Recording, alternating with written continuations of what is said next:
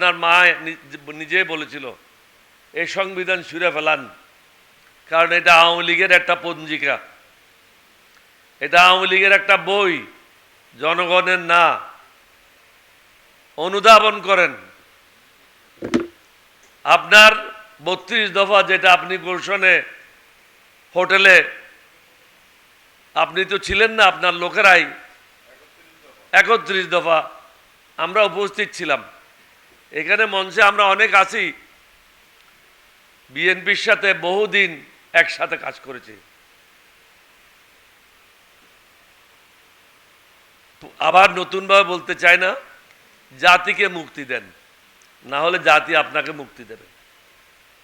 দুটার মধ্যে একটাই হবে, তৃতীয় কোনো কিছু হবে না। হয়তো আমরা থাকবো, না হলে আপনি থাকবেন। তা আপনি যাওয়ার সম্ভাবনাটা বেশি, কারণ 70%-এর সাথে আপনি পারবেন না। শুভস্য শীঘ্রম, যত তাড়াতাড়ি করেন আপনার জন্য মঙ্গল।